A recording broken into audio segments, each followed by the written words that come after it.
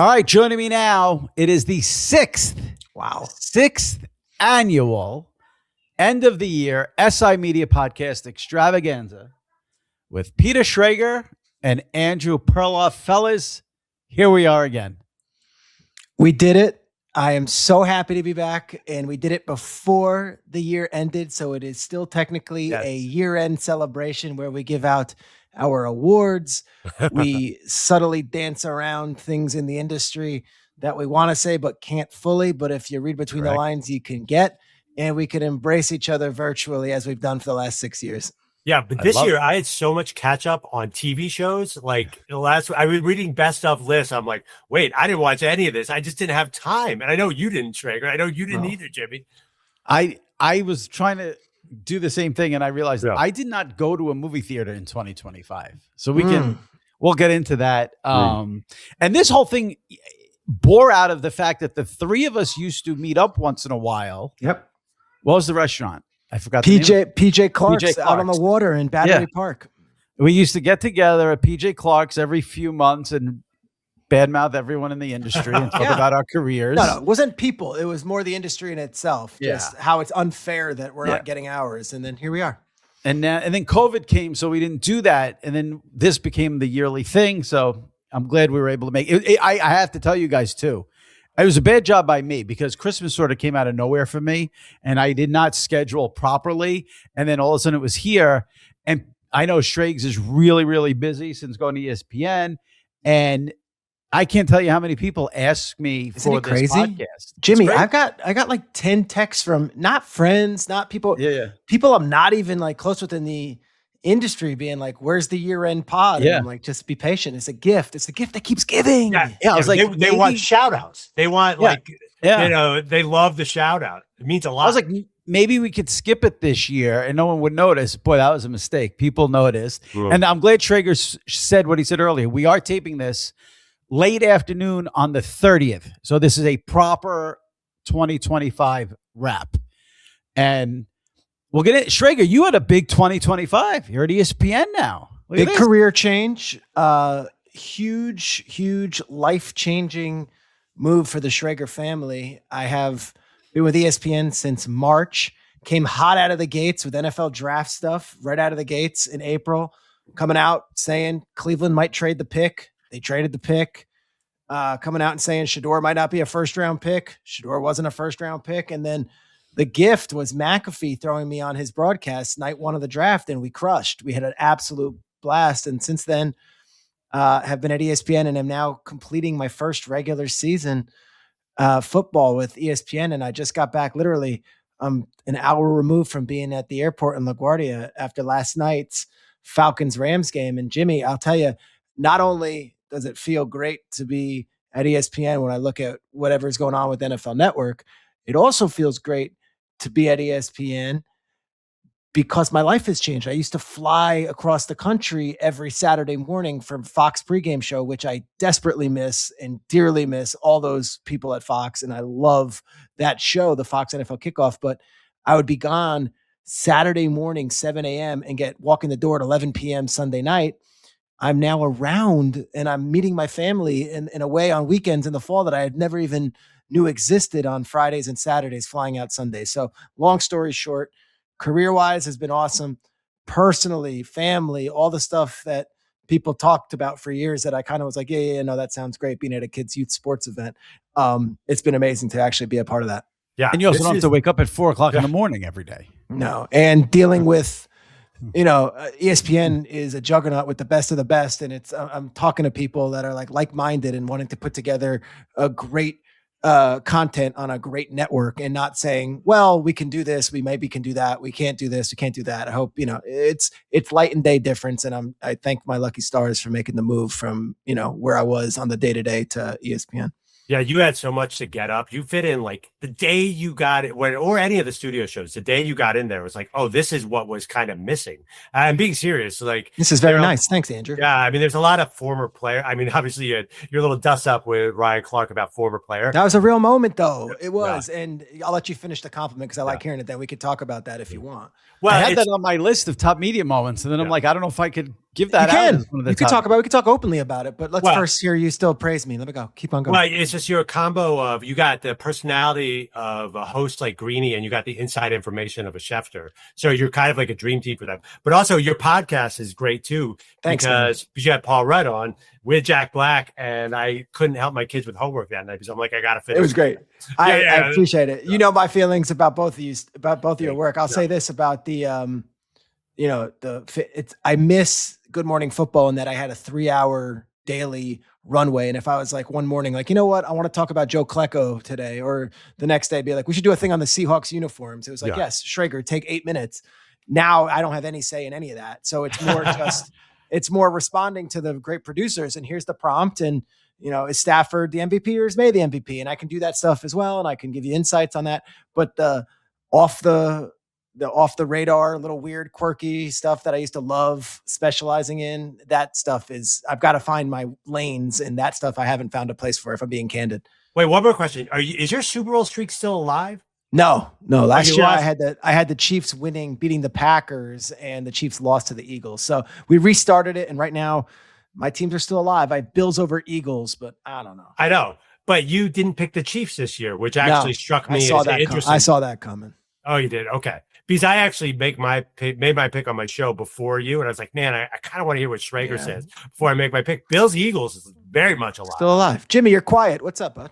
Oh, I'm letting you talk. What am I going to do? Cut you off? I have to say, for me, it's still jarring for me when like every Wednesday I flip on First Take because I know Mad Dog's on, and then I see Peter there, and I'm like, oh my God, I forgot Peter was on it. Like it's still like a thing, but then I love watching you with Dog because I'm just giggling. Yeah, exactly, bro. Exactly. He talks about all these old players, and like he'll take a second, and I'll just whisper like I'll just say like Chuck Bednarik. He goes, "Good, very good, very good."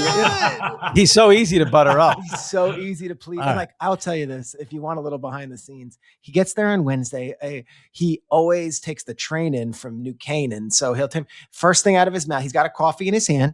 Walks in and it's great because the newspapers, hard copies of the newspaper. Jimmy's on it, Andrew. So he comes in, he's got the hard New York Post, and he brings the NFL records. It's called the Black Book, the records and facts book that he has every year. So it's a giant, thick, like atlas, like a phone book, and he brings it under his shoulder. But here's the thing: he comes in and we're on the same floor as The View, Good Morning America, Kelly and Mark, Get Up, First Take, and SportsCenter does their bureau stuff there, their bureau hits when you hear like the guy.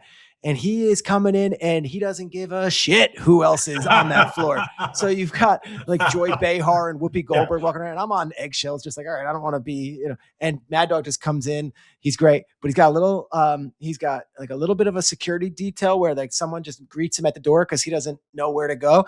And then he goes up to the cafeteria on the 10th floor, and he has his security guy go with him up there, and it's Mad Dog, and he is exactly how you would imagine he would be off the air as he is on the air. And I love that it's like this eye-opening thing to all these different generations and all these different demographics of people who aren't just mid 40s, mid 50s New Yorker Philly guy who's been listening to him for years, and they're finding, but like, he is amazing in the commercial breaks. He's amazing. He's the kindest to the crew. He's amazing to the producers. Like, it has been a dream, Jimmy, to work with this guy. And I got to tell you, I've always worshiped him. I've always loved being a part of his world. I've loved listening to him, loved being on his show. To now do this with him on TV, I'm watching greatness. I feel like I'm watching Jordan every day. That's the one thing I've tried to convey to people is that it is not an act, and that's how he is off the air. It's funny. I even texted your former colleague and now your current colleague, Jason McCourty, last week because he was on First Take with Dog, and I was like, I love you could just like what I like about it is watching a guy like Jason McCourty watch Dog, experience it. Yeah, and McCourty was like, I love it. He's a maniac. He's great. I'm like, I keep trying to tell people like that's off the air. I told this story before, I think, in the summer. I'll just say it again quickly. He does a show every summer from an outdoor bar in Jersey that I've gone to the last few years. And this year I decided to make like a full weekend out of it. So I went to his show on a Friday afternoon with a buddy. And then we drove to Connecticut to Foxwoods, and we saw Jerry Seinfeld, which I'll talk about later. And when I told Dog that was my plan, he's like, that's an excellent job out of you. That's how you do the weekend. Like, he's breaking my weekend down like the Super Bowl. Like, there's no act. So there's no small talk really because Yeah. he doesn't have like a capacity. He doesn't want to ask about my family. All he'll do when I get in there in that studio, he's already there. I come in on like the second segment. He immediately goes, "Where are you this weekend?" So I'll tell him the Monday night place. Okay, so LaGuardia Sunday. Then you get into Minneapolis, St. Paul at 6 o'clock? What flight out Tuesday morning? Or can you sneak out Monday night if they've got the late night one? Well, it has to be a Delta hub. Is it a Delta hub? And he just is fascinated. And you know who's great on Wednesdays with us is Marcus Spears, Swagoo. Yeah. And Swagoo comes in and he and Mad Dog are like long lost brothers. And he talks about Fat Rob, who is Mad Dog's bookie, and Fat Rob and Swagoo are on a text chain. It's like, you know, I had a family at Good Morning Football. I had a family at Fox NFL. I wouldn't say I'm family with any of these ESPN people yet. I'm too new. I don't know if they think of me that way, but I feel comfortable when I'm in the presence of Mad Dog, Swagoo, and Stephen A. Like, I feel okay in the room. Like, all right, no one's out. This is good. Jimmy, do you remember when I would call you from the road? Because we'd both be listening to Mike and the Mad Dog. And my favorite was when Mike would tell Eddie to go look at the book for a baseball stat in the age of the internet. And it'd have like 2 minutes of dead silence. Eddie's just looking for the book. So he really brings the book still. Brings Does the he book. Use it? Does he go into it? Yes. While you're talking, he'll lick his finger and like flip the page. And I'm like looking, and I look over his shoulder, what he's looking at, and it's like it's the schedule. Like he's looking at like the Bears schedule. He's just looking at this huge book. Won't Google it. Huge book, like a giant phone book, and he's looking up the 2025 Bears schedule. The man does not know Google. We got to move on, but I'll just do this quick. This was 2 weeks ago. I was on Saturday, December 13th. I said to him, like sometimes I'm home doing nothing. I'm like, I'm just going to mess with Dog. So I send him this text at 5:45 on Saturday. How about Ian? He's in Vegas right now calling the stupid NBA Cup. Then he's in New England tomorrow for Bills Pats at 1 o'clock. This sent Dog into a full-blown meltdown. These are the texts I then get from him. Wow. Last red eye at 9:06 local. Yep. He looked it up himself. Yep. Then private. Who will pay for that? Won't be CBS. I didn't get Min on JetBlue sold out, hoping someone doesn't show up. What a disaster for Ian, but partly his fault too. Tell him he can't do this game tonight. He's already doing the game. Well, here's the other thing. Yeah. He'll openly talk about his own travel, and whereas everyone else is super embarrassed or humble or self-aware for those guys who fly private, he is not. So he's like, I'm flying private. He's like, I have the miles. I am flying private, and he like takes us you. I've never flown. Like, I don't fly private. Like, he takes you into that world. He's like, it's amazing. You roll up to the runway. There's no security. You get on and you enjoy. Like, he's 66 years old. He's a Radio Hall of Famer. Take the private jet. Yeah. Now, there's no way to do an easy transition on this. It's impossible. But we mentioned Schrager went to ESPN. We've got to get Perloff in the mix here. Unfortunately, Perloff's the network that Perloff had his show on with Maggie Gray. The entire network went out of business. So Perloff is, as we tape this, a free agent. So if anyone is listening to this in the sports media world and needs an excellent person on their team, the best, reach out to Andrew Perloff. The best. Yeah. Speaking of which, you guys hiring either of you? What's the deal? It was Infinity Sports. Was that it? So do you guys know why it was Infinity Sports Network and not CBS? It used to be CBS, right? Yeah. Go ahead. So I can't tell this story, but I'm going to tell it. Basically, we do sports minutes, like syndicated little minutes, and somebody said something a little inappropriate about a player on South Carolina women's basketball. And Dawn Staley called Sean McManus and said, what's the deal with CBS Sports Radio saying this about my player? It was an insensitive comment. And Sean McManus is like, CBS Sports what now? Basically, I want nothing to do or any responsibility for what's said on this random thing that I'm not. Yeah, no. With. So CBS is like, well, we gotta change the name, so we're not responsible for this. So it became Infinity Sports Radio Network, and there's so many good people, and now it's becoming Westwood One Sports Radio. But radio's at an interesting time. You know, it's definitely radio's been sort of on a little bit of a decline since 1958 when they started TV, but it's different now because of podcasts, because of video podcasts, because of TV. I mean, it is a whole new world. So I totally understand. Right? I mean, like, I feel like you get Dan Patrick's show, you get Coward, you get like the real stars are going to be fine. But I think the rest of the industry is really trying to find its footing. I'll tell you, first of all, I'm so sorry that's going on. I have no doubt you're going to be okay. Obviously, anyone who's listening to this knows how good Pearl/McLovin has been over the years, and you're going to be just fine. And anything we can do, obviously, will help. But I would also say, when I'm on my phone now, scrolling like a maniac, which is sadly my vice, I don't gamble, I don't drink, I don't smoke weed. Like my vice is I find myself doom scrolling and looking at all this stuff. I don't see stuff. I don't listen to stuff but like I find my Geo and Boomer clips from that. I never listened to Craig Carton's radio show or whatever it was, but like I see him now doing his own podcast and I see it on my phone. Sal doing his stuff, I see it on my phone from the clips. So I almost think, I don't know if you need the CBS. I mean, you like having the salary and the job and all that, but like as far as getting out there, I don't know anyone who's sitting in their car necessarily listening to that stuff. More so you're finding it on your phone. And if you can produce great content and have it look okay and have it sound okay, and you've got a following, I think you'll be just fine. Yeah. It's also an age thing. Like, I don't think anyone under 50 listens to the radio. What about locally though? Like Philly, WIP. Philly's huge. Philly's huge. Boston is huge. But I still think older audience. Yeah, 21, probably. 22, 23, 24. Like we were that age listening to Mike the Mad Dog. Yes. They're not listening to the radio. They're just not. It's not their world. But I would argue like that Zoe and Bertrand or Felger or whatever those guys are who have the shows up in Boston still have a huge voice. I would also argue Boomer and Geo here in New York, huge voice when they have it's huge. I don't agree. Oh, do you not? And I was gonna say the Philly guys, they're like especially when things are going off the rails, like it's not from the national media that causes hysteria. It's the Philly guys. And I think that shows they still have great power, influence, and a listenership. I think they have less and less power every day. I think the power comes from other places. I'm not saying they're powerless. I just think it's less and less every day because every day people are siphoning off because, like I said, we're in a world where we're thinking our age.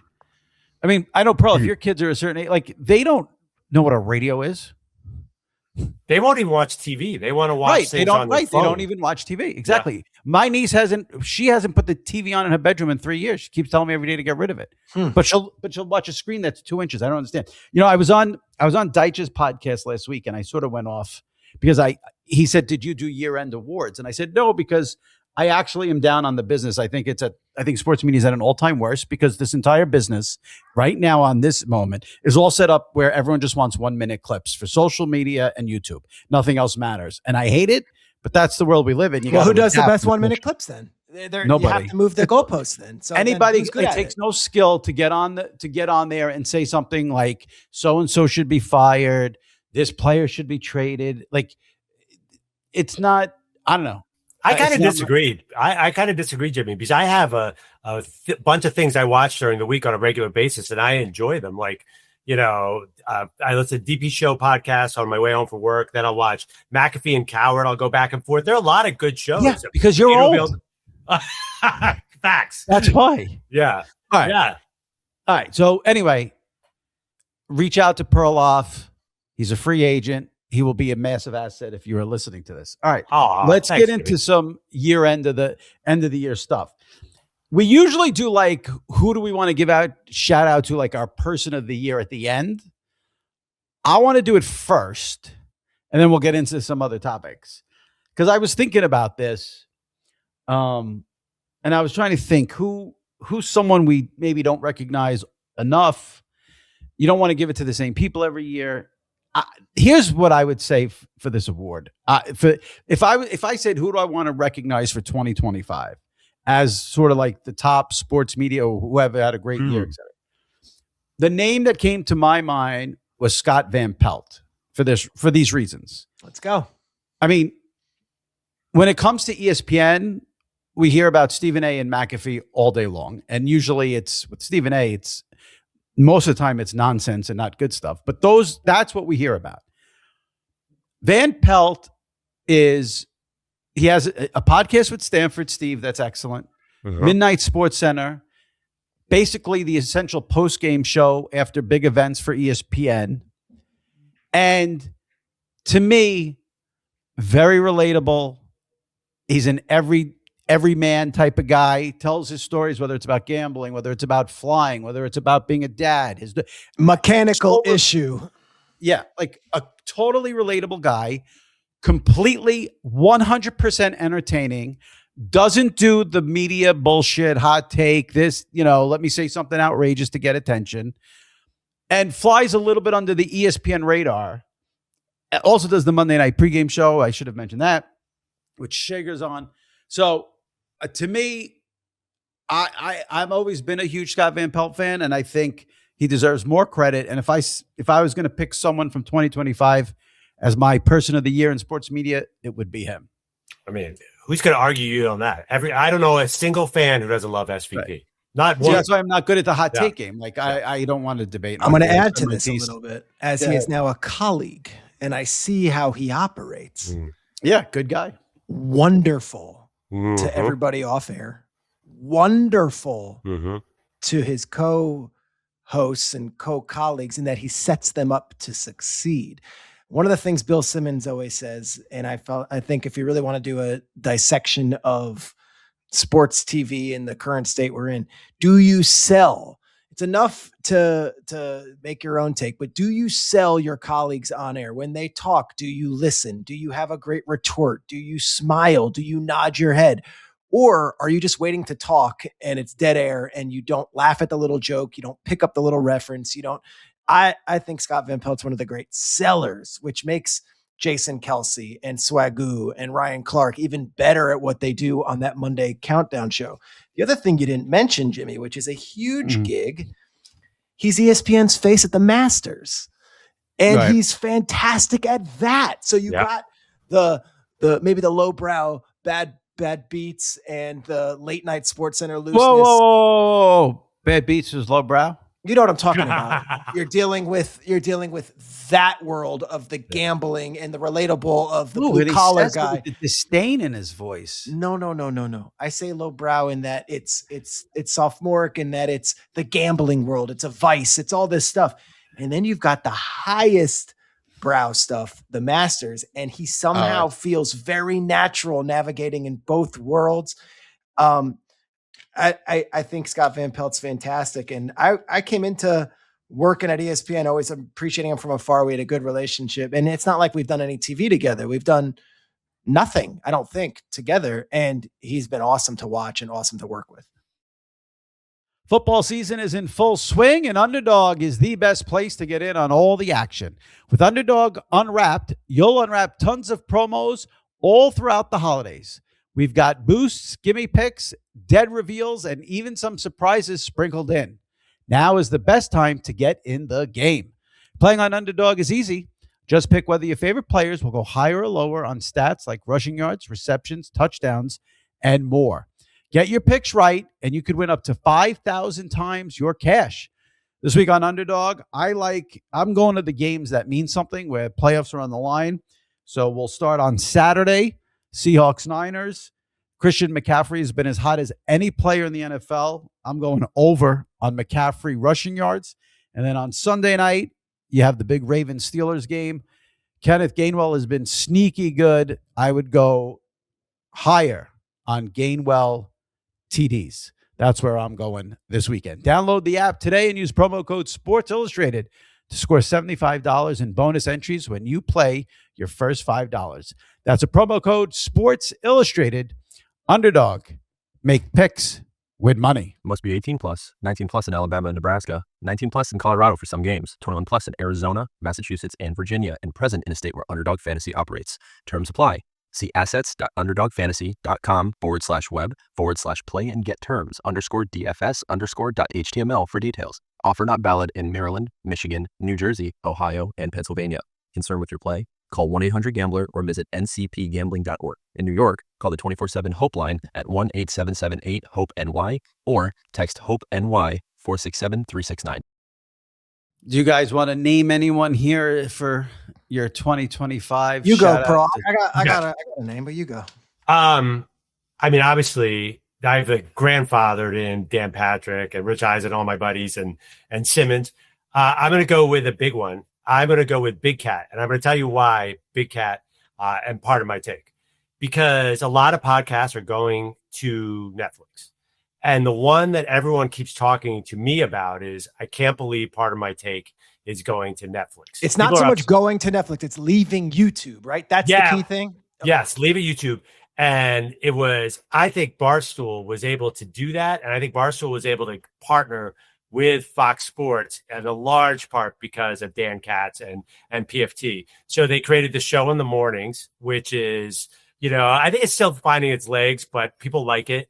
And they're sort of starting this wave of popular podcasts to go to Netflix because, I've talked about it before. I still think part of my take is as good a podcast as you could have. They kind of take a little bit of the Dan Patrick model where they bring in a lot of voices, the Howard Stern model, and they do real sports. And they're just the perfect voice for me because they're funny as all get out.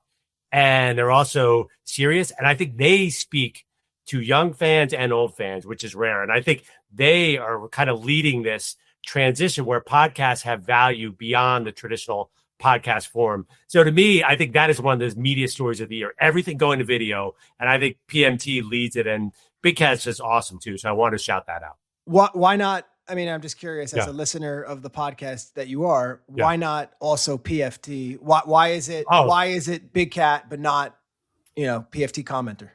Schrager's trying to cause trouble. It should be.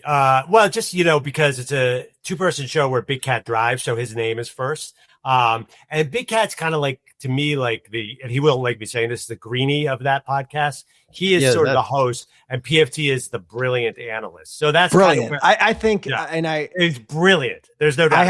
I have been on their show enough where I can tell you they both are playing at a different level than 99% of the people in our industry as far as intellect goes. So they're sharp as hell. It's inside jokes that are built on 10 years. And I almost feel as a guest, as an AWL or whatever you want to call it, like I'm a piece of their world in such a distant orbit, but I'll walk in the airport. I've been on their show probably 10 times at max.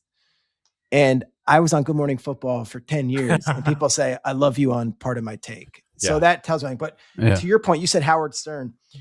That's the beauty of that show because Hank is a part of it. And you get, Max, and you got all these other guys where it's not like they're the whackback. It's more like Fred, Robin, Artie at the time. It's those guys. But then you have your regular guests, your Jerry O'Connells, and they bring those guys in. But I also, through those guys, have gotten to appreciate the whack-packish nature of all of Barstool, where you do have these characters. Because, I don't know what show, I don't know the shows enough, but it's Big Cat, it's Portnoy, who I've never met.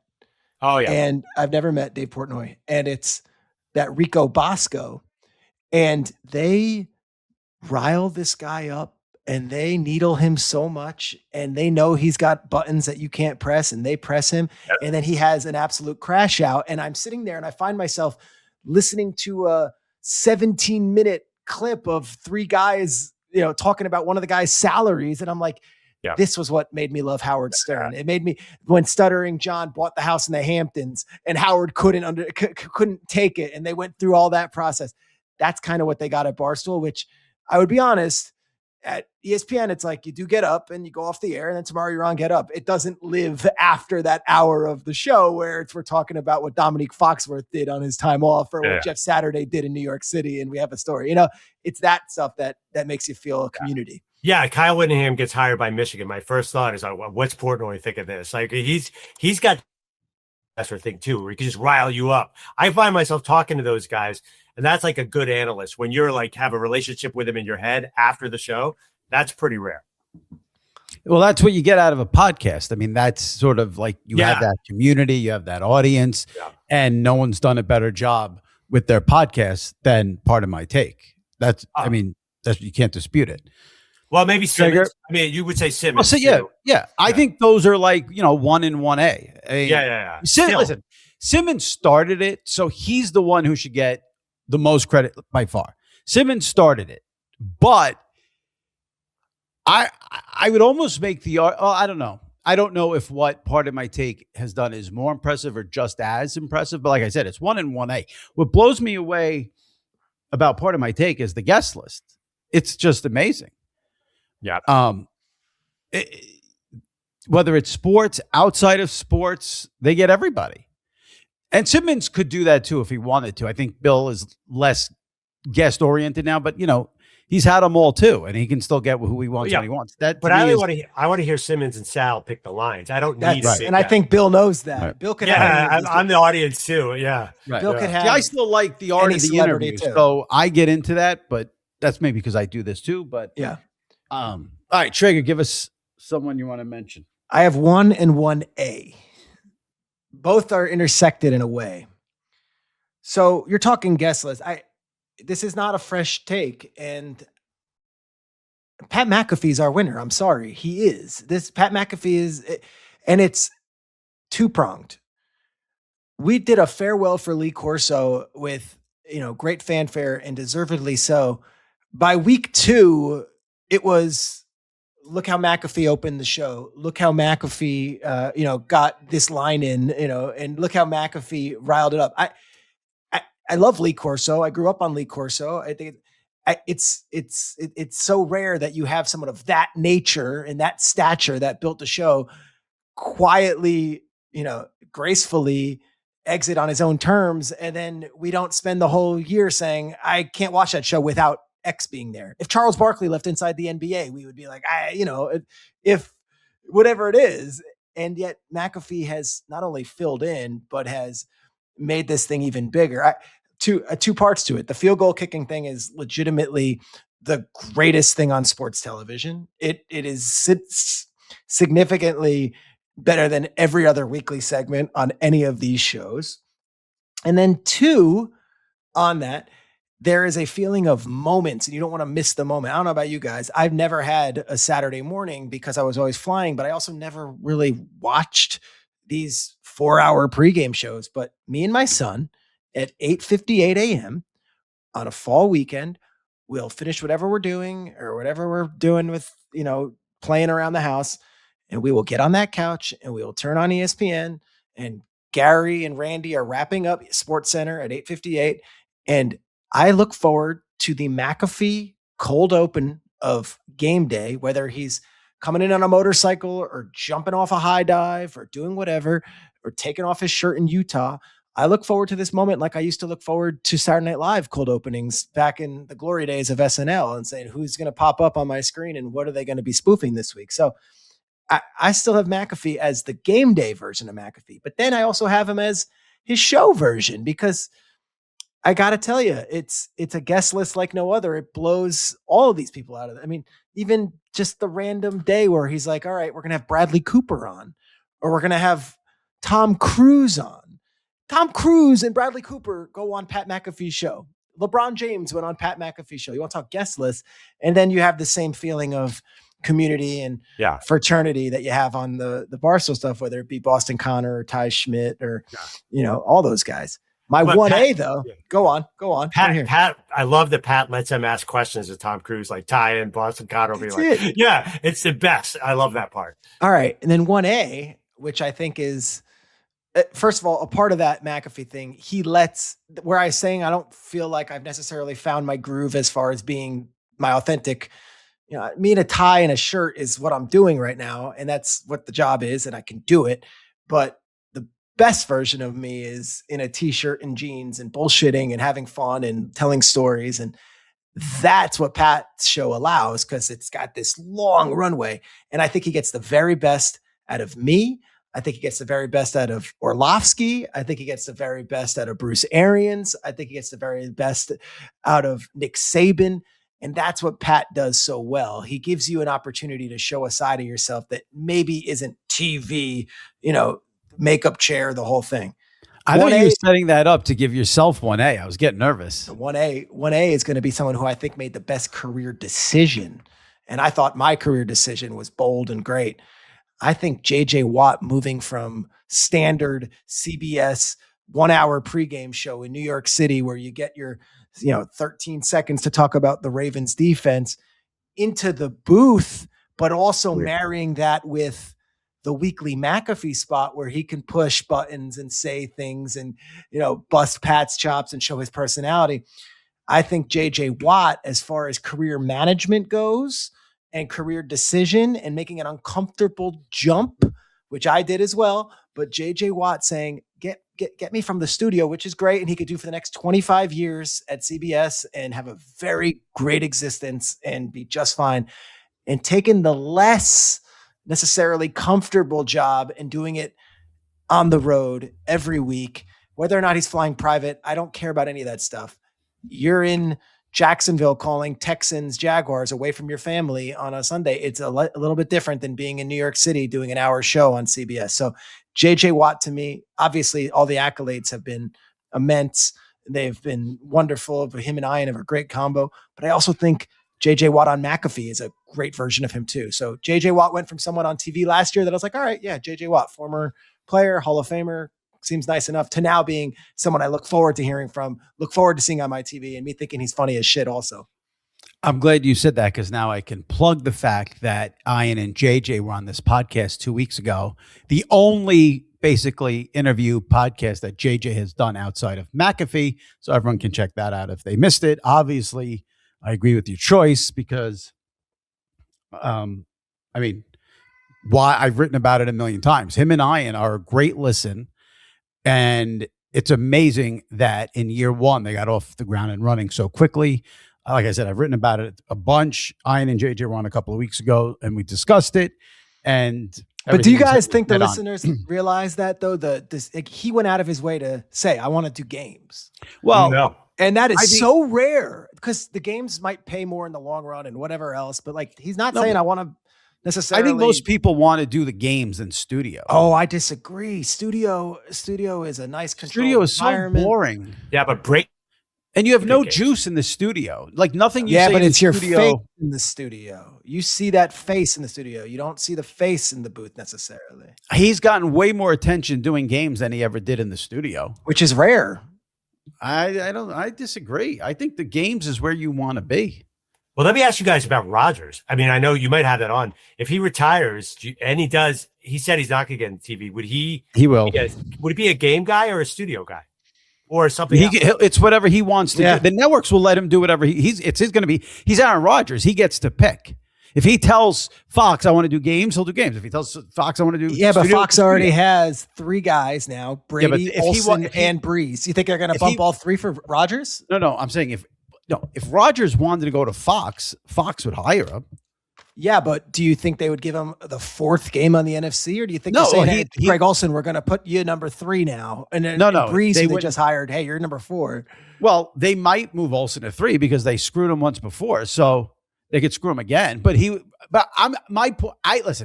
if you're Aaron Rodgers, you don't want to go to Fox because you are going to be blocked by Brady and maybe Olsen.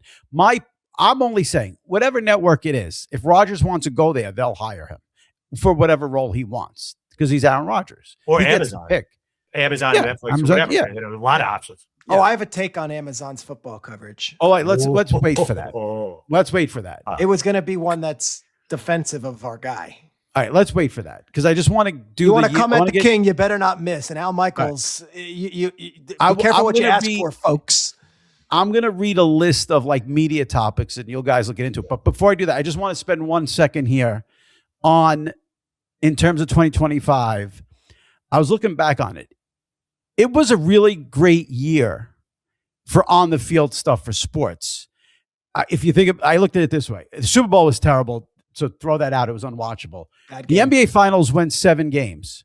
The World Series went 7 games. Eastern Conference Finals is where it was at, though. Knicks Pacers was an awesome series. But you had a 7-game NBA Finals. Yeah, it was good. You can't ask for more. Yeah, the Eastern Conference, the NBA playoffs were great overall, but the Knicks, obviously, for us. The World Series went 7 games. Awesome. Awesome Rory World Series. McIlroy winning the Masters was a big deal in the golf world. In tennis, you had Alcaraz and Sinner going back and forth. Outside of the Super Bowl, everything on the field this year was great. Did you have a favorite event, game, on-field moment? Yes. Go ahead. Game 7 of the World Series. And here's why I can appreciate it. I'm not an everyday baseball watcher. I dip my toe in the regular season. I kind of get into the playoffs. It was a Saturday night. Game 6 was great. Game 7 was a Saturday night. It was cold in New York City. I had no plans. My wife and I and my 9-year-old son sat on the couch. I flicked on the baseball game, had no crazy investment in either team. And it was the single greatest baseball game I have ever witnessed. It was so good and so dramatic. And we stayed up the entire night, and I turned it off and I looked at my wife and I said, I am so blessed to do what I do. That was an amazing sporting event. And there was no cynicism, no controversy, no dramatic social take afterwards. It was just a great sporting event where the best of what they did excelled. And Yamamoto and Otani and Rojas all were fantastic when it mattered most. And it was baseball. Go figure. For me, baseball was the moment I'll never forget. Here's the thing about people can say whatever they want about baseball, and football rules the country. And I'm as big an NFL fan as anyone in the world. But when it comes to the championship game moment, baseball is the best sport by far for the simple reason of there's no clock. Mm-hmm. You can't take knees. You can't run out the clock, and you have to get the other team out.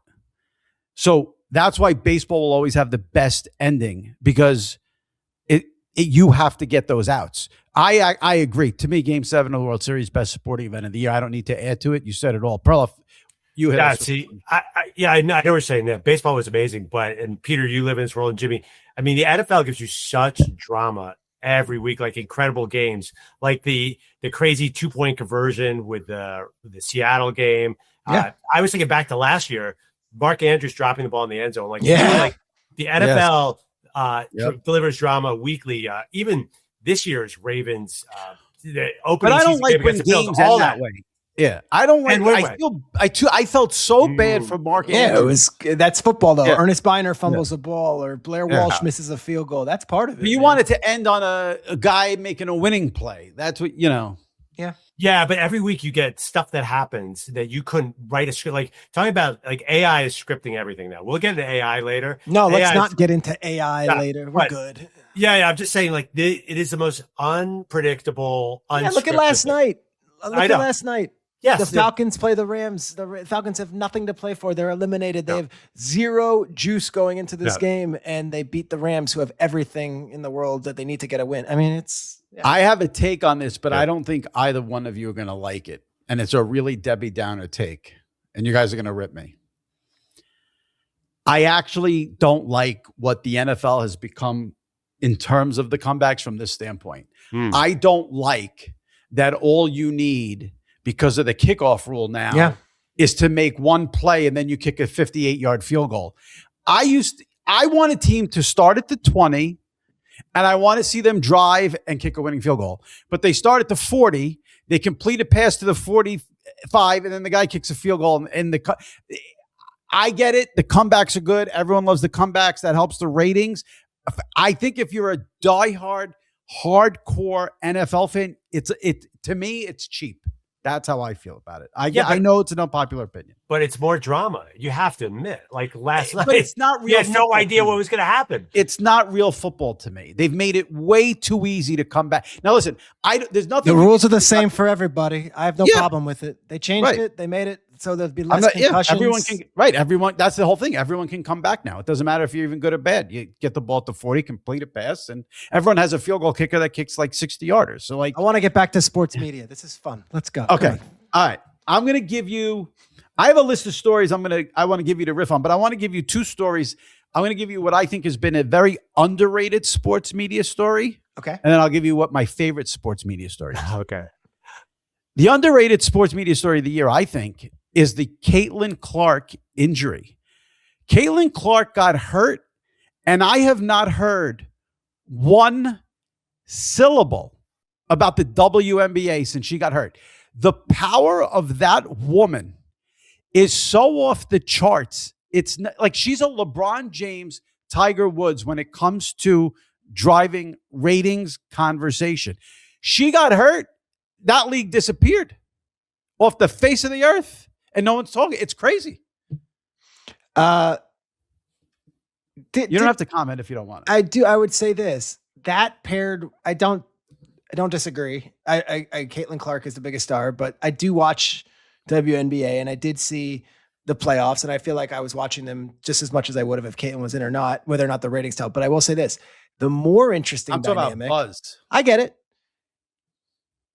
is that Nafisa Collier, who's the top player in the game, if not the top with Asia Wilson, came out and absolutely lambasted, leadership from the WNBA, and that there is a major labor riff going on in that as much as we're championing this sport and women's sports, like money is going to get in the way at some point. The rubber's about to hit the road. And for all the celebrations that we're having about it, this could get very fractured, very ugly in the next 12 months. And I find that from a sports media standpoint and from a sports business standpoint, really curious, because this could have been this golden era and it was about to be, and it might still be, but I think some toxicity and some negativity of management versus labor is about to do what it's done to so many sports in the past. But the salaries were so insanely low. I mean, beyond insane, like $75,000 a year. That made no sense. So I think it's right for an alternative league like the AFL and the NFL. Like, bring it on, bring over the stars. I'll watch. And I do think one thing, without Caitlin, the ratings have gone kind of like this. Then Caitlin came, but they're still going like this. So the sport is still growing, regardless of whether that big spike was there. Yeah, and I know everyone wants to say that. Go look at the ratings when she was there and when they're not. Yeah, I know what you're saying. Fair. What does Judge Judy say? Don't piss up my leg and tell me training. What else you got? You guys are going to hate. Well, Schrager is going to hate this one probably, but I don't care. And the listeners might say I'm immature and I'm lowbrow. I don't give a shit. I can't get enough of Belichick and Jordan Hudson from this standpoint. The downfall of Bill Belichick from the moment Tom Brady left is off the charts. Tom Brady leaves. The Patriots can't win another game, and he goes and wins a Super Bowl with Tampa Bay. No one in the NFL wants to hire Belichick. He gets degraded to the point where he has to head coach the University of North Carolina, bombs there, and then has this, I guess I can't say the word, but let's just say high maintenance girlfriend who is getting in fights with CBS Sunday Morning and threatening to sue Pablo Torre, which I would pay money to see her sue Pablo Torre just for the trial. Oh, yeah. What, like, you think what are you suing for exactly? What is the case? And how Bill Belichick, like, from the moment Brady left to now, it's just sad. I'm with Peter on this. I am so tired of Jordan Hudson. I don't know what Peter said. I didn't say that. You said that. Go on. All right, I'll say Peter. Where did that come from? I need back. Shit. I want to comment. Jimmy prefaced. I'm into the co-ed adult gymnastics. But like the CBS interview was so overplayed, where they had her. I don't know. No, but that's not into her. No, but this is the point about in the CBS. In the million years of the CBS Sunday morning show, we've never seen conflict. Think about what a monster she must have been on that set for someone at CBS Sunday Morning to leak that. Charles Osgood and James Pauly's CBS Morning, and they've got a toxic interview. I've never seen that in my life. She's there telling them to move on with the next question. I'm going to give credit on this story to I don't know these two young women at all. There's a podcast called The Sports Gossip Show, and it's, I believe Charlotte Wilder is one of them, and she worked at Fox briefly. We might have overlapped. She might have been at Sports Illustrated.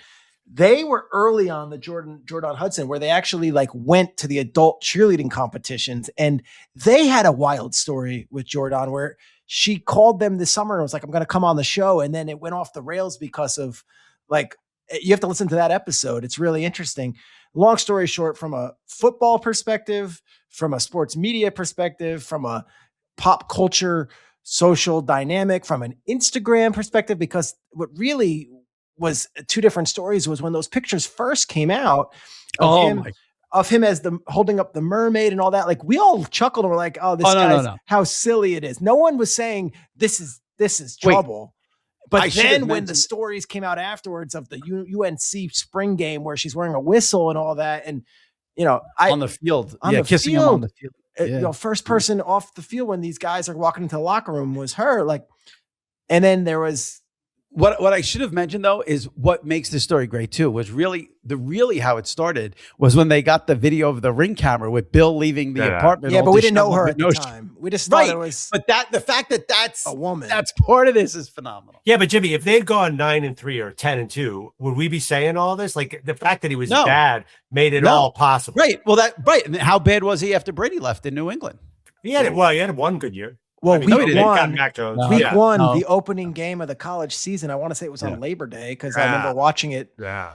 They had Michael Jordan. They had Lawrence Taylor. They were all in the house and they were winning early against TCU. And it was like, oh, this is the ultimate FU to everyone who's been messing with him. And then it went off the rails. The stuff I didn't love was the treatment of the Wake Forest coach coming over there, takes his hat off to shake his hand and like Bill like blows him off. But this story will be prevalent. And then the Pablo Torre, that's why I wanted to give credit to the Sports Gossip Show because those two women were on this and it was like piquing my interest a little. And then Pablo came in after the fact and was like, all right, here comes, and then Bill Simmons commented on it and then it became this whole other thing. But just in general in life, when you see these dynamics of the age difference, people are concerned. And then you add in that we've known this man for 4 decades and then the daughter-in-law is weighing in. The daughter-in-law is on Instagram in her comments. I love it. I can't get enough. Yeah, and I will wrap it up with this.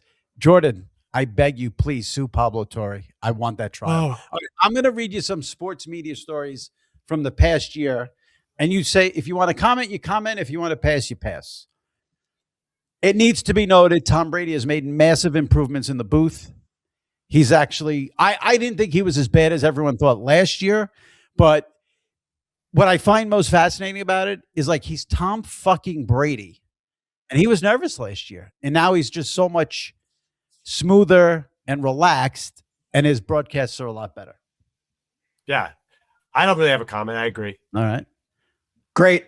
Fine. He's also has the support of a million warships with Fox wanting this to work so much. And having been there his first year, I could tell you that this is not some flash in the pan and they were going to do everything they can to assist him and make him as good as possible. And you saw the improvement this year. It's a team effort and he puts the work in and Burkhart is as great a teammate and play-by-play guy there is. So it's hard to say he hasn't improved, but it's also a product of, hey, guess what?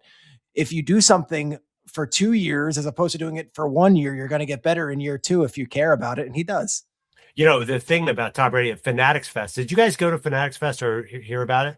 It's awesome. Oh, I heard about it. It was awesome. Go on. It's fun. I mean, it is totally awesome because Tom Brady does everything with anybody. If a kid comes up and throws a football Brady's amazing at this. Jimmy, give me the New Yorker take on. I got in so much trouble for this, so I can't talk about it. Wait, what's wrong with Fanatics Fest? It's a blast. It's so fun. It's expensive, but it's really good. There we go. You got to pay to get in, and then pay to. I got in trouble, so I can't discuss this. Well, don't pay for autographs you can't afford, but it is cool because Tom Brady's walking around doing stuff with people. I'm telling you, it's a crazy man. He's mingling with the riff. Sure. Oh, come on. Come on. You're just jealous because you didn't catch a pass from Tom Brady at Fanatics Fest like yours truly. No, you did? You? Did you get his autograph? I couldn't afford it. All right. I was going to mention JJ Watt. We did that. I don't know if you guys care about this or not, but you know what's been a big story is the Red Zone adding commercials. Now, I don't watch Red Zone. Never. I didn't watch 1 second of the Red Zone this year. I want to tell you something about that, Jimmy. My take is this. It's a TV show. If they want to add commercials, that's their right. I don't understand the big deal. Go ahead. Well, a couple things. It's not that they have commercials. It's the perception that they're gluttons and they just can't get enough. The NFL are gluttons. Well, this is the thing. So when you don't have the commercials for 20 years on Red Zone, and then I think he did it on your podcast, and Hansen comes out and he's apologizing for the commercials and saying it's not his fault. It looks like, but of course it's a commercial enterprise. And of course, this is what it like. If you're watching it, all right, then don't watch it if you're so appalled by the commercials. I get it. But you understand why there was outrage for these commercials. Because I don't understand why there's outrage, because from what I know, it's like 5 minutes of commercials over 8 hours. Yeah. Are we that like, just we have to have everything the way we want it? I'm the king of listen, as a capitalist, you of course understand it, but then as a purist, you're thinking, does the NFL need those 5 commercials? I get where of course the viewer is like, come on. They don't need to sell the second game of the season on a Friday night. They don't need to sell. But here's the thing. From what I know, again, I don't watch Red Zone, but from what I know, they don't go to a commercial. No, they show Red Zone on the screen. But they have the audio from the Wingstop ad over the audio. I mean, really? Game. So 5 minutes over 8 hours. 4 o'clock game, they're showing punts. There's not enough red zone to go around. Right. So they throw an ad over a meaningless play. It doesn't bother me at all, and I understand what's going on. However, I met someone who told me this is a craze, and I don't know if either one of you have heard of this. All right, you heard about raw dogging a flight, right? Where you don't listen to music, you don't watch a movie, you just stare ahead of yourself. And that was a big thing last year, and people were taking videos of themselves raw dogging flights. Have you heard of raw dogging an NFL Sunday? No. One television. Oh, we and Kyle got in a big fight on the podcast. No. And then I got in a fight with JJ Watt about this. I heard about. Can I finish, Jimmy? Well, hurry up. Raw dogging is you watch whatever game is on channel 2 or channel 5, and you have one television, and you don't check your phone, and you don't get highlights until the halftime show when Terry Bradshaw and Nate Burleson are reading you highlights, and you just sit there and watch whatever your local game is. I can't. I don't want to spend 1 second on this or acknowledge it. You're like Tom. You're Tom Hanks stuck on the island. Basically, you're talking to a volleyball by the 4th quarter. That's insane. I mean, you need a mental health specialist. If you Let's try move to on. do It's not worth acknowledging. All right. Amazon gets into the NBA business. NBC gets back in the NBA business. Inside the NBA goes to ESPN. Inside the NBA, it's as good as ever. Same show, nothing changes. Just on very infrequently. ESPN President Burke Magnus was on this podcast, said he's going to try to change that next year. NBC and Amazon have done a very good job covering the games. Their studio shows are good. Their broadcasters are good. The only thing I would say is, if you're looking for the biggest bust in sports media in 2025, it's the Michael Jordan interviews. They have done nothing to move the needle, and that's my comment on that. My take. The amount of backlash and everyone nodding along at Adam Silver and whoever else for saying that like Inside the NBA was too negative and they don't want that. That really rubbed me wrong. And then the first week of Amazon, they're doing a tutorial of like a double screen for a 3-point shot, and it's Udonis Haslem and Blake Griffin, and it was cool. It was fine, but people were treating it like it was color television for the first time, and that this is I appreciate that, and I love that there's different competitors here, but this desire to jump through hoops to trash Inside the NBA and say that we want to be taught like we're high school basketball coaches. Right. I don't look. Well, as someone who works in sports media and someone who does the NFL at a high level, I think I am not your X's and O's guy at the NFL. I'm not your consumer of that content, but I will tell you, Dan Orlovsky does it extremely well. Greg Cosell does it extremely well. There is a huge audience for that. My cup of tea is more when Dan is talking about, everything as opposed to so for all the people who say at the NBA level, like, I'd rather not talk about the narratives and I'd rather learn about, how to use the offhanded dribble or to come off a screen and use the high post. I don't know. Be careful what you ask for. I don't need a lesson on George Mikan and how Tex Winter did the triangle offense every week. It comes down to this. Do you want to be entertained or you want to be educated? I would rather be entertained. That's a great point. I think it's like 80, very concisely right there. That's good. I think 80% of sports fans want to be entertained. I think 20% want to be educated. I have a couple friends who are in their late 20s, early 30s who think the Barkley and the guys are way too negative. They're like, why are they ripping? They're just jealous of the money. Right, now, I don't feel that way. I love Inside the NBA. But this is sports. Some players or coaches deserve to get ripped. That's his job. Yeah. The other thing too, load management is killing the regular season. It's still killing. It's hard no to matter watch. what they do. Yeah, it's hard to. And I love NBA. I'm like you, Peter. Like I love the NBA. But you were always a massive NBA fan back in the SI days. I remember. I love it too. Yeah. Draymond came out on his podcast and said, I don't like playing on Christmas. It's not fair that the NBA has to play on Christmas. And it's like, guy, like, hey, you also don't like playing. We don't want load management. We don't want to play on Christmas. We don't want to play in the All-Star game. We don't want to do All-Star weekend. Like at some point, there's an effect to all that. And the fans say, I'll see you in the playoffs at some point. I don't want to get into the topic here, but I am not a Draymond Green fan. I actually agreed with what he said.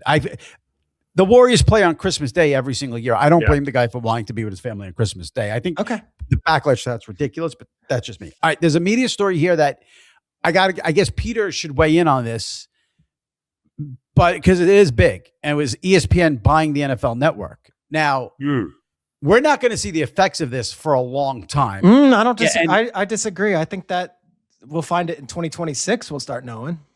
Well, no, this is what Burke Magnus said about a month ago on the pod. The government has to approve this. Okay. And if it doesn't happen by a certain date. Okay. So what's the date? Let's say April? Yeah, like when the schedule comes out. All right. So let's get this done by April. Well, I don't know how the government is not actually functioning well these days. You don't think Donald Trump and the government would take an interest in something that involves the NFL, the biggest show in town? You think? Well, doesn't he hate the NFL? No, I could have sworn I saw him in a Commander's broadcast booth talking about his love for the NFL and the love. And I remember him saying it's unwatchable. The kickoff rule is what did he say it was, and this and that. But how does this help the consumer? I'm generally asking, like, what is it going to do for us as fans? I think Well, here as a company man of both sides. Yeah, the NFL Network itself was working on a very thin budget, as we have seen personally, and as you see as the product on there. It's not what it was 5 years ago, where it's live studio shows all day long and gold jacket ex players like LaDainian Tomlinson and Terrell Davis and Marshall Faulk and whoever else on your screen. It's more, hey, we've got a roster of talent. We're going to use them in a million different ways, and we're going to do our best to put on. But the NFL Network proper has had significant financial cuts, both on screen and behind screen. And, to no fault of the people doing the work on or off, the NFL has since, sold it to ESPN, and they're kind of in this purgatory right now of when that's going to be approved.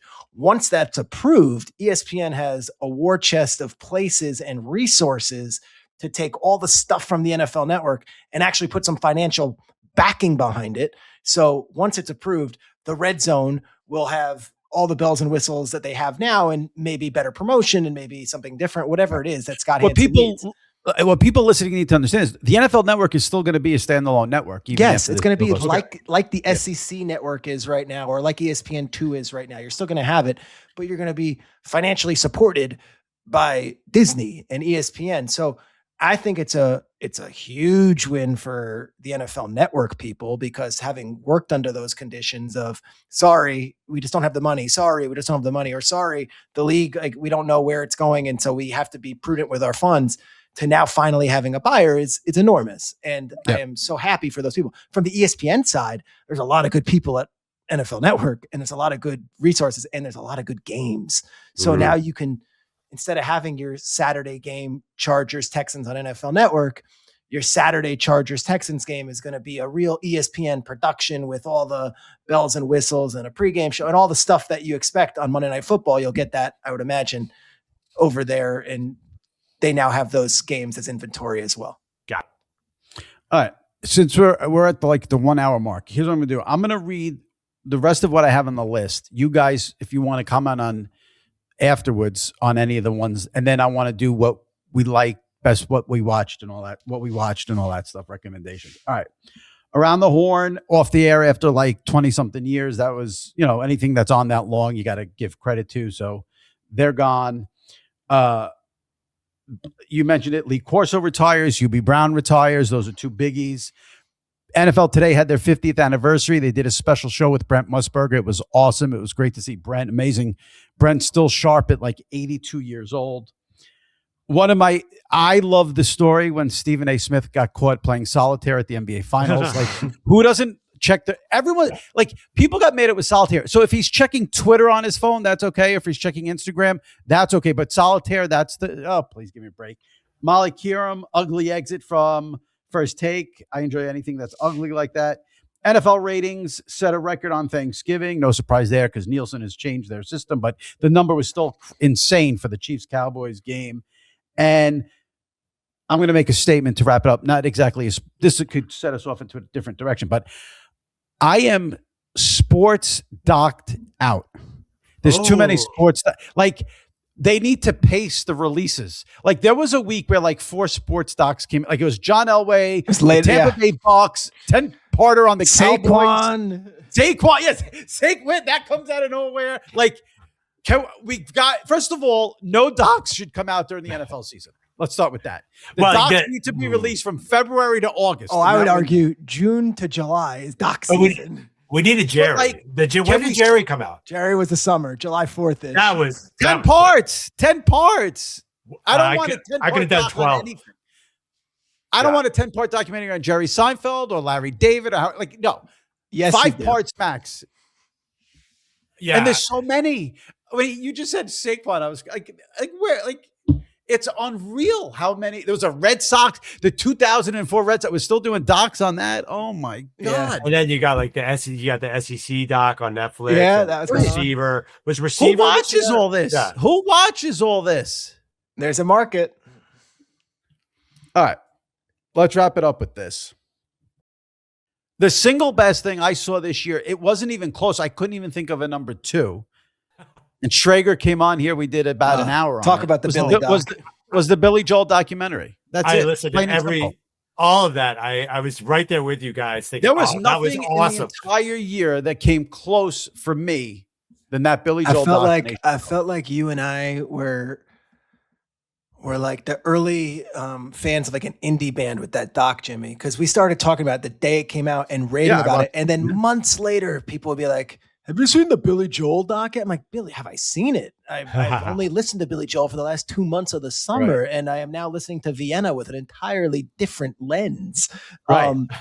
It was the most candid. It was the most amazing, revealing thing. You want to talk about the issue with the sports docs right now, and Simmons and Brian Curtis talk about this a lot, is that there's usually a production element of the subject involved, and that taints it. So when you get a Last Dance, you're not getting Michael Jordan's personal life even mentioned in 6 episodes, and no one's going to think twice. Like, yeah, he produced it. Why would he have any of that stuff in there? Right. Then you go to the Billy one, which he worked with producers, and it still puts him in a negative light in about a million different ways. And he's like, this is just me. I'm bearing my soul. I loved all of it.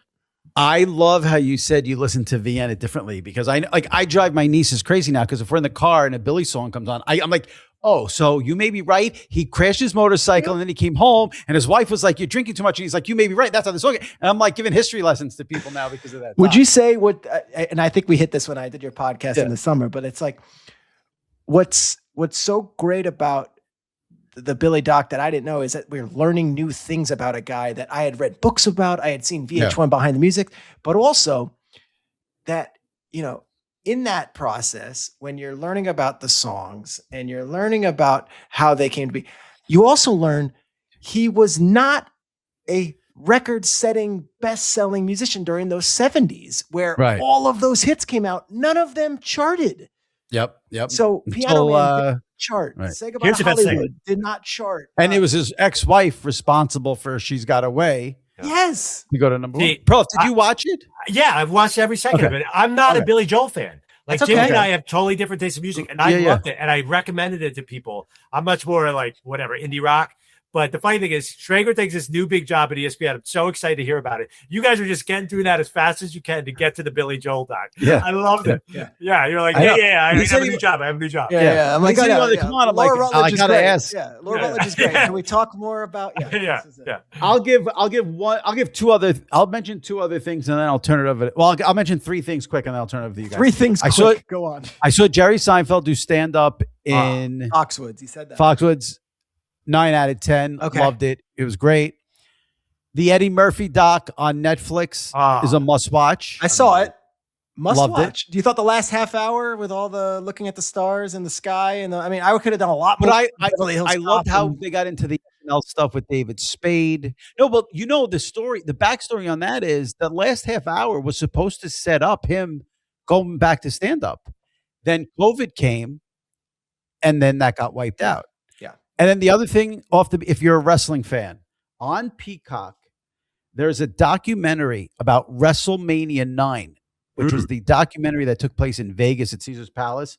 It's called WrestleMania Becoming a Spectacle. Peacock. If you're a wrestling fan, it's a must watch. All right. That's what I wanted to mention. Schrager? Okay. Can I give you mine? Go ahead. Yep. You said you hadn't been to a movie all year. I saw in the movies. Yep. Yeah, I saw a couple movies in the theater. Mostly I saw 3. 2 of them was like Zootopia 2 and something else with my kid. Right. I thought F1 in the IMAX was a titillating experience with an amazing old school Hans Zimmer soundtrack that blew me away. And I thought this film got 0 press. Got 0 love. I thought it was a cinematic experience that I haven't had since Maverick. It was a huge hit.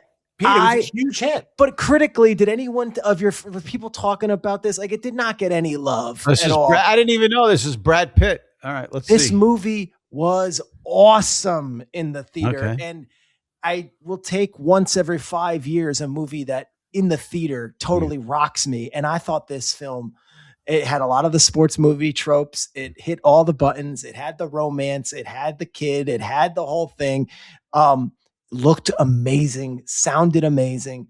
Again, an Apple film. I don't have anything to do with any of this. I do not like the F1. I don't watch the F1. I know it's a craze and people do it and they love it and the whole thing. It was fantastic. So wait, was it you in the movies or on Apple? Saw it in an IMAX theater. It had a theatrical debut and then it went to Apple afterwards. That's what I hate about it. I want to build on that for 1 second. I listened to some movie podcasts. They're saying it's a year of non-big studio, no Marvel. Not really any hits on the DC. It was Weapons, Sinners, and F1 were massive moneymakers, which is good. So movies are getting back to the non-Marvel thing. I like Marvel personally, but I don't know it. I don't follow it. I know it. It's pretty good. You would like it. You'll watch it with your kids, maybe. Yeah. But Weapons and Sinners were eye-popping. Haven't seen either. Yeah, they're scary. I've warned you right now. But right. Yeah, so there were some big hits, and you don't have to be. I know there's another Avengers coming out. You don't have to be Avengers to make money, which is good, right? Okay. So I have that as one. Other movies that I would say check out. You mentioned the Eddie Murphy doc. I enjoyed it. Yep. I thought the Charlie Sheen doc was fantastic. I didn't watch it. Oh, Netflix. Charlie Sheen doc, 2 parts. Incredible. And yet, my sneaky documentary of the year, 2 parts, HBO Max, the Pee Wee Herman documentary. Yes. Incredible. In a world that I had no idea about, his pre-Pee Wee Playhouse career as an avant-garde comedian in LA, had no idea about, I just remember the jokes about him in the movie theater, but had no idea what that did to him and his career and what a big deal it was at the time. A very, we love nostalgia. This is 1990 to, 1983 to 1995, Murphy Brown appearances, all the stuff and the late night hosts and their role. I thought the Pee Wee doc was fantastic. I have some people I would shout out, but I would cede the microphone to Andrew for some shows or things that he saw that he loved. I just want to say one thing very quickly about docs. I haven't seen yet. I don't know if it's out yet or if it's coming out soon, but there's a CNN doc on Chevy Chase. A lot of buzz on it. Haven't seen it yet. That will be at the top of the 2026 to-do list. Speaking Go of ahead, Chevy bro. Chase, Yeah. SNL 40 was unbelievable. SNL 50 didn't really hit. How about the I skit agree. where David Spade sat down in the crowd was the funniest moment It I've was ever okay. seen. It was all good. I thought there was a lot of leaning on the youth and the new cast members and people that I don't really need to care to see as much as the classic old school characters. Agree 100%. I would say this though. The night before, the concert, Friday night, the concert was amazing. Was tremendous. Go find that on Peacock I can't imagine the logistical hurdles that had to be taken care of to get all those people in the room and the writing. And so I'm not taking away the creative effort of anyone who actually worked on it, but SNL 40, I remember and was like had the same expectations for SNL 50. And I feel like we're still doing the Sabrina Carpenter bit, which I think was 15 minutes long, and I didn't get it. And not my sense of humor. You couldn't have nailed it more on the head. Perfect. The perfect summary. The Chevy Chase doc debuts Thursday on CNN. Go ahead, Andrew. I'll do two shows. Well, Happy Gilmore 2. I know, Peter, you're as big a Sandler fan as I am. For me, it delivered. I know it's like, I know. I loved it too. I had friends who didn't. I didn't say I loved it. I asked if you loved it. I loved it. I knew every single person in the movie. I knew, and I was laughing. You and Bad Bunny go back a long way? No. Not the celebrities. The other people. Because Adam put all his friends in it. I enjoyed it, and I just want to give Sandler a shout out. Then he was in a real movie with Clooney, which was really good too. The show that blew my mind was Adolescence on Netflix. I didn't watch it. I hear it's very, very tough. Yeah, it's tough. Excellent, but tough, right? If it could be a movie, it would be a no-brainer runaway Academy Award winner. If it was a movie, it was so good. It's one of those like these people don't know either they're real people or they're not. I don't know what it was so powerful, and it really was of the moment. It's about how young teenagers are caught up in their phone. I would highly recommend it, but it's tough, and it delivers. Everything you read about it to me is true. It was the best. That's what I got. Good. Was that a series? So it's 4 1 hour pieces. Okay. And the trick is it was shot continuously. They were one shot for an hour. Right. It's crazy. Stephen Graham is a great actor. The guy who did awesome actor. I loved him.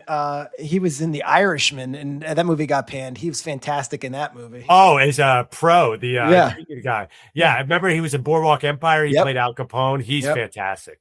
Yeah, so that would be my one big recommendation. And Happy Gilmore too. Comedy wise, that's a boon for stand-up comedy. And I would say that my podcast listening has shifted from, the typical sports, whatever, to two different categories. Comedians doing podcasts. Like, I don't know if you guys ever listened to We Might Be Drunk. It's Mark Normand and Dan Soder weekly. It's fantastic. They interview people. It's great. Stavros Halkias, is that how you pronounce it? Stavi's World, fucking unbelievable, hilarious. I think Tim Dillon, I don't know where you are on your political side, like he goes all over the map, and I think Tim Dillon is the most brilliant comedian working right now. And then Theo Vaughn, for all the people that roll their eyes about how he has a role in the politics and all that, he has an interview style which is very disarming and is so batshit sometimes that it's so endearing. So those podcasts weekly get me through a lot of my travel and a lot of my not thinking about life and just tuning out. So I wanted to shout those guys. And then the other side of the podcast, Jimmy, I'm going to give you love. I think what you and Sal do, I like your interviews and I think you're great, but what you and Sal do on a weekly basis is very relatable in a way that it's just two friends talking, and it's the stuff like traffic and, wives and family members and diner talk, all that. But your world of sports media has become a beat in itself. And I would be remiss if I didn't call out, I think Marchand and his new partner, that John Metaparel, they're very good. I think Brian Curtis might be my sports media winner of the year. I listened to him on your podcast. I think him having David Remnick and Susan Orlean on, and then, his analysis with Shoemaker and Joel Anderson is twice a week. Like the second the press box hits my feed, I'm listening. And then you guys, and then I think John Orand from Puck is doing an amazing job too. So that's a beat that's really well covered right now. And I think the people who are doing it have a real read on it. And I appreciate the work you guys do. Okay. That. So wait, that's ridiculous, by the way. Can I call up here? The people who write about you, you're just giving shout outs to. Where's Neil Best is retired, so now you're not going to mention him. Yeah. I'm glad you mentioned that. I should mention that. Neil is such a nice guy. Yeah. Just one of the nicest guys you'll ever meet. And he's been talking about this retirement for a long time. That Mad Dog Russo show that he does in the summer at the bar that I mentioned at the top of the show, he goes every year. I see him there. And for the last 2 years, I've seen him. We've talked about the upcoming retirement. And obviously, Neil worked for Newsday. Newsday is the Long Island paper. I live on Long Island, grew up on Long Island. So I've known Neil for a while in the business. As nice a guy. Yes, we could talk about him covering sports media. Forget that. As nice a guy as you'll ever come across. So many. Neil's always been great to me. I'll give you a guy who I think retired last year, who I think is the biggest sweetheart in sports media and is still very much like you got Bob Glauber retired from Newsday, and Glauber's a legend. And I would put him on a show tomorrow if I had a sports show. And I should do a pod about all the people who came out of Newsday, because Peter King came out of Newsday, Tom Verducci came out of Newsday. Legendary sports department there. We're not doing in memoriam, but I didn't have a hockey eye. But when Brooks died, it was everyone came out of the woodwork to tell a story about what a good man he was as well. Yeah. Can we go back for 1 second and to the Theo Von and the Austin guys? I'll call them the Austin guys. Yeah. Rogan obviously is the Rogan, Shane, Tony Hinchcliffe, all those guys. And obviously Shane Gillis, I think has a big impact on sports. He's always around. I think those guys are all really funny, but it's interesting because I have a lot of podcasts that clearly lean left. And then I have Theo and these guys who clearly don't lean one consistent way. But I find it interesting. The dip into politics was not always my favorite with them. All right. 2026. The one thing I should have mentioned as the sports media person here who covers it, we should have mentioned the sort of like streaming world and what's going to happen here. And, there was the whole YouTube ESPN conflict. And then, but is that this podcast, Jimmy? Like the business of it is like carriage, right? Like us, the three of us, like, do you really? It is from this standpoint. I mean, sports, the life of the sports fan is completely changed with, this past weekend, I saw this going around, like the NFL this past weekend had games on Prime, Netflix, the NFL Network, CBS, Fox, NBC, ESPN, and here's what's going to happen. This is what's going to happen. Not this year, not 20. Well, we can do this in 3 years. In 2029, be prepared. The Sunday packages are not going to be on CBS and Fox. The NFL could not make it more clear. They don't give a flying fuck about CBS, Fox, or Sunday at 1:00. They destroyed the last Sunday of the season this week. They don't care.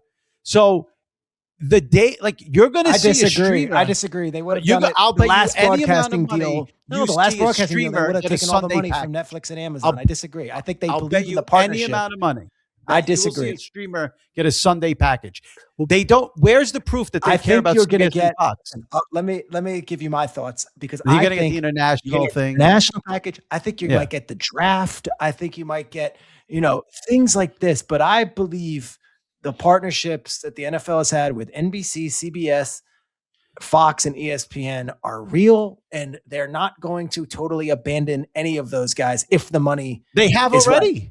They haven't. Look at week 18. They've sliced off some things, but they haven't run away. They're still their core partners. They've murdered Sunday at 1:00. There's 9 1:00 games, and I've read at certain places. Why aren't they splitting those up more? Because they could have some none of the games mean anything on Sunday. Sunday, if the games are meaningless.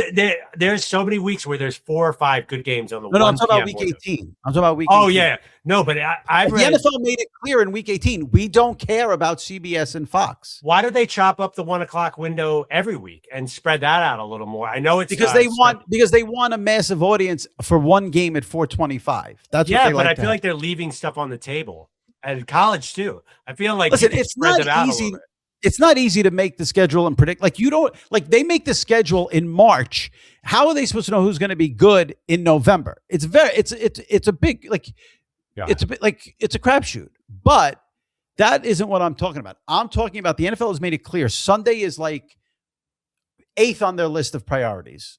It's taking care of the streamers and ESPN and NBC on Sunday night. And then we'll give the scraps to CBS. That's what I'm talking about. They might start pulling some of those 1:00 games and moving them international and moving them all over to different networks. In 2029, a streamer will have a Sunday package. I would bet you any amount of money. Here's something that was suggested to me by by a sports media executive I really like. And he said, I love your end of the year pod with Jimmy, Pearl. And I know we're 90 minutes in, but if you're listening to this, you're not like, I need this to end, that you're actually enjoying it. You got to pee. I understand. Here's what he said. You guys should all draft a name today, December 30th, 2025, in sports media, and then check in a year later and see it's someone whose stock you're buying and see how their year went. So when we do this in 2026, say, oh, my draft pick did pretty well. And it could be big name, small name, whatever it could be. It could be an under the radar name. And just say, because last year I think I came on here and did flips about Fitzpatrick, who I thought had a good year, but I don't know if Ryan Fitzpatrick is dominating sports media like I thought, was maybe like what my head. He takes his shirt off. He's good. He's fine. And he's doing great on the Amazon thing. But it's so wacky when him and Jason Kelsey take their shirt off. I can't get enough. Wow. So okay. See. So that's is that a fun exercise or no? It is, but I'd have to think. I mean, I'm trying to. Go ahead. It's an Olympic year, right? So I'm curious. You know who I want to watch? You mentioned like the NBC NBA guys. Will they like this? You know who I really like? I have always loved Melo, and I have not watched a lot of. I've loved his personality. Carmelo Anthony. I've always loved his personality. His podcast, his clips that go up are great. Yeah, so I'm curious. I'd like to check back on him now because once NFL's over and NBA takes center stage a little more, I think his name will be a bigger name. So I'm curious because I haven't heard a lot yet, to be honest. Jimmy, what about you? Do you have any names that are just like? I have to think about this. Everything is so sort of established. I've gotten so many people. Mm-hmm. I talked about this on last week's podcast. So many people are into seeing like if Ian and JJ get bumped up and replaced like Nance and Romo. And I don't think CBS is ever going to demote Jim Nance. But JJ is on this wave of popularity right now. So I'm very curious to see in year 2 next year if JJ is giving us, like a lot of times what happened, like here's what happened with Romo. Romo came out like gangbusters. His first few years were tremendous. He was doing the predictions. Someone at CBS told him to stop doing the predictions, and that was a problem. I want to see if CBS leaves J.J. Watt alone, lets J.J. Watt do his, don't try to change him, keep him as he is, and I want to see J.J. in year 2. That's interesting. And I also think, this doesn't answer your question. And no, it's perfect. That's the perfect answer. Okay. All right. Yeah. Go ahead. You want couple names I'm curious to see. Bill Simmons is a name I'm curious with Russillo going over to Barstool. I've seen Simmons not up his game necessarily, but Bill's been really good the last 6 months and has had. So the greatest podcaster of all time is doing well. What a revelation. No, I want to see where he takes that company and what he does with it with this new Netflix partnership with Spotify. I think that's going to be really interesting. I'll check in a year and see if that was even a story that was worth tracking. I'm curious to see what happens over on ESPN's college stuff because, Feinbaum said he's not running for that. He's very good, but they've been promoting this Josh Pate quite a bit, who is an online. What'd you say? The commissioner of college football. That's what everyone calls him. Yeah. And I think Joey McGuire, the Texas Tech coach, said Josh Pate should be the commissioner of college football. I'm curious to see, because he's a new face to me. I know a lot of college football fans are like, I've been talking about this, but that's a self-made guy. And then the third one is interesting because it might not be your cup of tea, but I think there's a bit of maverick to him that I kind of like. I want to see Nick Wright's 2026 see what happens because he's always been around. I've always known Nick, and I get the Chief stuff, and he's got his own show on Fox Sports 1 with Kevin and Broussard, which I've been on, and I think they're doing a great job. It's an uphill battle, trust me, when you're at Fox Sports 1 fighting against a monster that's ESPN, and I think they make a dent. But his in-person stuff with Pablo Torre was quite I don't know if you watched the 30 minutes. It was a different side of both those guys. And it was like, there was conflict and Nick was kind of like feeling himself a little bit. And I'm like, all right, is this the next stage of Nick Wright's career where he's taking on others as opposed to being a provocateur and having to take about football, but like where he becomes more of a voice in sports media where, we get the, whoever it is, whether it be Marcellus Wiley or Acho, after something happens in sports media, they weigh in. Like, does Nick Wright have that in? Because what Nick said to Pablo was like, wow, I don't, did you listen to it, Jimmy? Did you see that whole thing? I know. You could not pay me. Nick shredded me once because he's got things to him. And I think that's interesting. No, he's so good. He was kidding around with Dan Patrick. Well, I don't know if he was kidding with Pablo. Yeah, no. He's, Nick's trajectory's up, obviously. Like, he's going to get bigger and bigger shows. I'm not saying I'm a Nick Wright. Yeah. I'm just saying I'm curious to look in a year from now and see, because he's got the world in his hands right now in a lot of ways that Fox is like, you're our next guy. And social media wise, every time he does anything, it takes off and I see it. So curious how Nick takes all that success and power and reach and algorithm and what he does with it. Can I say one thing? Josh Pate turns on the lights in his home studio and talks about college football for an hour and a half with like ridiculous energy and passion. He's a natural. Like, how if you want, it's hard, Peter, you do a solo podcast. Yep. He does just the news and respect. His energy. Don't know him from Adam. Yeah, he came on our show a bunch last year. He was great. College football is interesting. College sports. We didn't do college sports, by the way. I don't know. Lane Kiffin to me is the story of the year. Yeah, it's a sports story. I like sports media. Yeah, no, but in a way it is a sports media because now I think the sports media is just really getting into the state of college football. That's a big. The sports media story from that side of it will be if Tomlin or Harbaugh are done, which one of them is going to TV, because I will tell you the red carpet will be rolled out for each of them. And what about Travis Kelce too? Yep. Yeah. I can't imagine him doing a traditional. Maybe Netflix says here's $100 million and do whatever. He'll end up getting more money than anyone else simply because of who his wife is. No, I think Travis on his own is very. Fun. I think that podcast is. Yeah. Okay. Wait, you don't think these networks want to have access to her? Come on. Do you think there's any way Rodgers would just do a podcast because of how much success Travis and Jason are having? Sure. I mean, maybe he doesn't need to do games. Maybe podcasting and YouTube is enough. Jimmy, I think to your point, if there was a free agent pool and these guys were all available, because they all might be going back, including Travis, but if there's all these names and let's put out some names of players that are Travis Kelce, who has been doing, all the media stuff for years. And then this thing, Tomlin, who I know the executives are obsessed with. And I think he wouldn't be, this is kind of an insult to the people in my role, but we call ourselves innings eaters a little bit.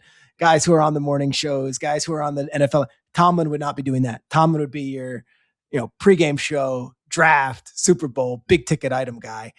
Tomlin, I look at, I think Stafford's going to come back, but I know there's a line a mile high, a mile long for Stafford because he's a big personality. He's great and he's smart. But I also think, there's not that many seats at the big. It's a really interesting time. Right. The next seat. I mean, these guys have to hope something happens with Amazon on Thursday night. Those guys would all be analysts, but if Amazon decides to change things, do they get rid of Al and Kirk Herbstreit, keep Kirk Herbstreit, get a different play-by-play guy? Al said on this podcast he wants to do it again next year. Herbstreit has one more year left. Nance and Romo aren't going anywhere. Tariq and Collinsworth aren't going anywhere. Burkhardt and Brady aren't going anywhere. The second teams aren't going anywhere. The second teams are good everywhere. Right. So you mentioned all those names. There's really, unless you want to go studio, there's nowhere to go for games. That's why games I say Netflix borrowed talent. They were blocked from Fox. They were blocked from ESPN. I didn't watch much of it. I know that it looked good. There was no glitches. It felt like a big event. The games, they got a bad, unlucky draw. Netflix seems like they would be a buyer and saying, all right, enough with having, the Good Morning Football crew on our pregame. Let's make it our own. Yeah. And let's not have, athletic talent or, FanDuel talent or whoever else from ESPN or whoever it is, where they're borrowing big and saying, let's exclusively do a Netflix pregame show and a Netflix crew. That seems to me a Travis Kelce home run of throw him the bag and they love the big item. And that would make sense. But you're right. I don't. Can any of them do college? Just goes to, Stafford. You're right. There's not enough seats. Look, I think Stafford would be really good at the draft. And I think Stafford would be really good talking college football. I think he's a huge name in the NFL though. Yeah. But you just laid it out, Peter. There's too many guys. What about Rivers? Is he any chance after Unbelievable. I don't know why he hasn't been. He would be amazing. This last month was incredible. Isn't it so fun? fun. Yeah, get him on a show. So we said Al Michaels. I just would button it with this. Yeah. I still think Al's really good. And I think his voice matters. And I think he's funny as shit. And he's hilarious. He's hilarious.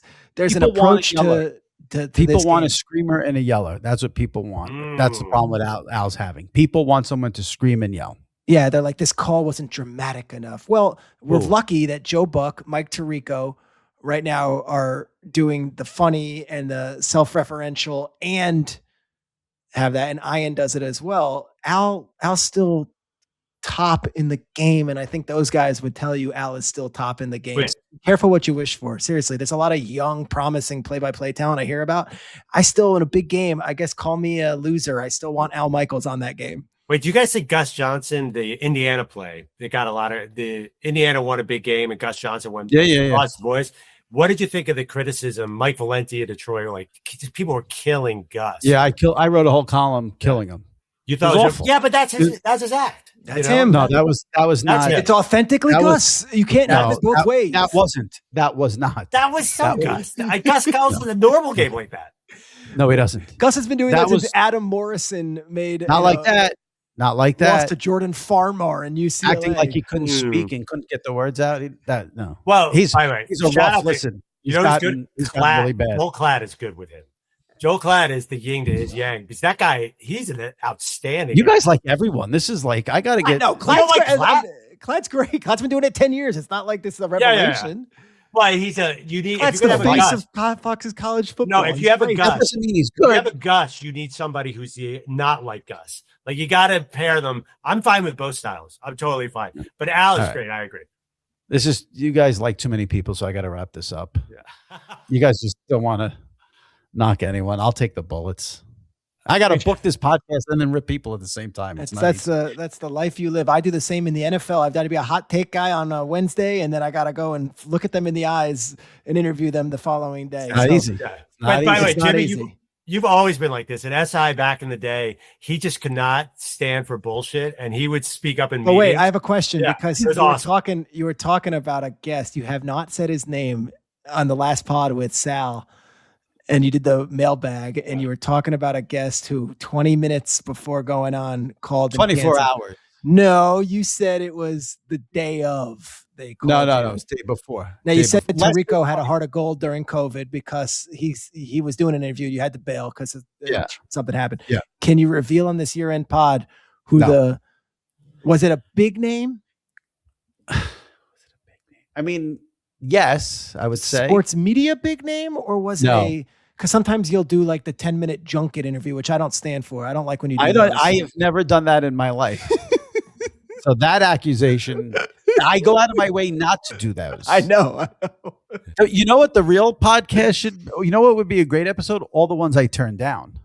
Yeah. From a PR company saying you've got 15 minutes, they're promoting the Old Spice deal. Sports media, I turned down. Oh, do you? How do you tell the PR person no? Just we're already booked for this week. We're good. I say appreciate the offer, but I'm going to pass on this one. That's the standard line. I'm going to pass on this one. So, give us a name. Who'd you pass on? No. I did pass on Skip. Who pitched you Skip? Did he get fired or did he leave? What happened at Fox? I don't remember because I don't care. I don't know the background either. But I don't remember Does Skip reach out directly because he did a media tour earlier this year? He was on. He was on I don't PNC. forget- He was on a few things. I don't know. Someone reached out. They said, "Do you want Skip on?" Because I don't know if he got fired or he quit, but I don't consider him a real person in sports media. So I was like, no, I would never have him on. So I passed. All right, let me wrap this up. We wrap up the pod. We wrap up 2025. Go watch the Billy Joel doc. Go watch F1. Go watch Adolescence. And check out Schrager on ESPN and his podcast. Keep an eye out for what Perloff's got coming next. I wish the two of you nothing but health and happiness in 2026. And we will check back 1 year from now for the 7th annual Extravaganza with Peter Schrager and Andrew Perloff. Thanks, guys. Thanks, Jimmy. Thanks, Peter. Thanks, Jimmy. You guys are awesome. Thank you.